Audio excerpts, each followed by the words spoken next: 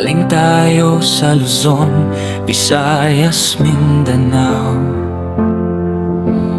Ken James at Dino Diaz nagkakaisa bilang isa, upang ipangaral ang salita at katotohanan sa madla.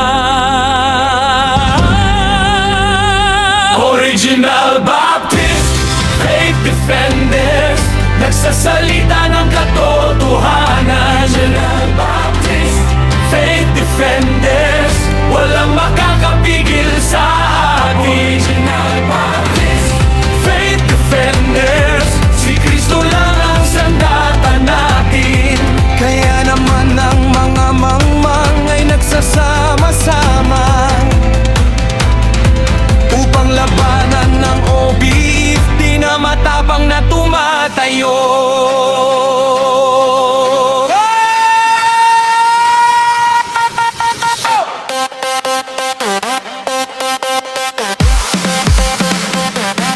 Ang boses ay sumisigaw, hindi titigil.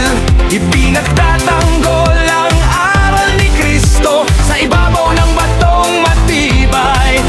Sa buhang lumain, ang mensahe ay maririnig at laging iral. Salamat sa Diyos, ginawa silang kanyang instrumento. Original Baptist Faith Defenders, handa sa laban at tungkulin. Lalabanan namin ang sinuman, anuman ang kanilang hangarin. Ang simbahan ng Baptist ang tayo mismo, na itinayo ni Kristo. Tinitiyak sa atin ang tunay na kaligtasan. Wagas at totoo.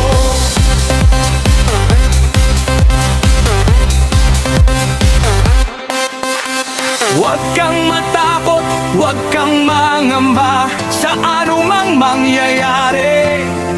Narito kami ngayon, handang tumulong sa inyong lahat.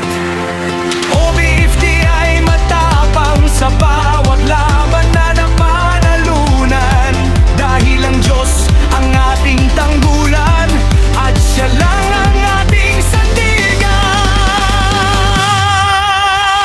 Ang mga huwad na relihiyon ay nasa bawat dako.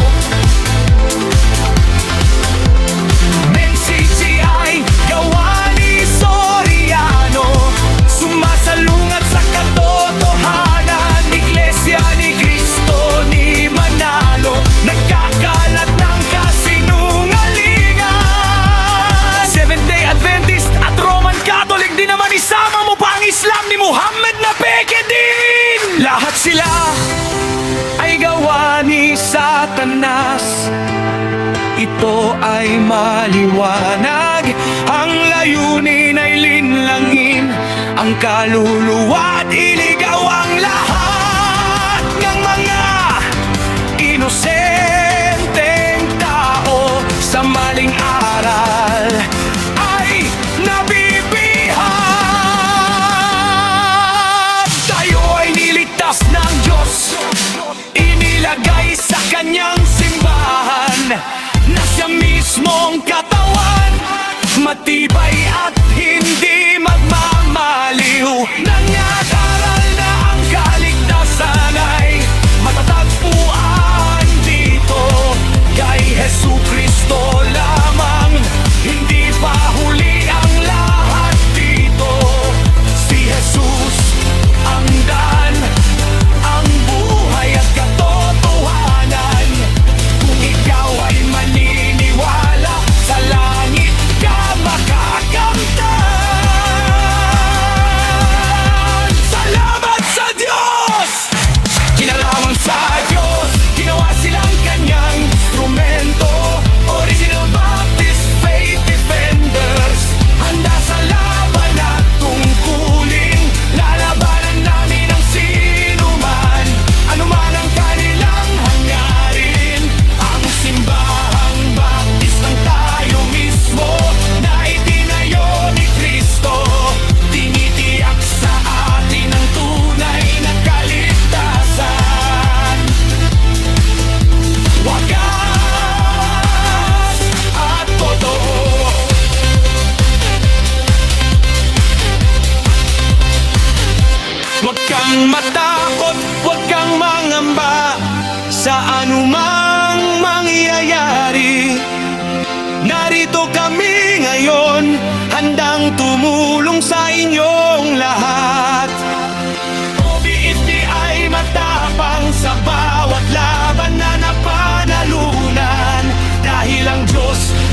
ating tanggulan at siya lang ang ating sandigan. Biyaya ng Diyos ibinibigay sa nangangailangan. Biblia lang ang ating pamantayan.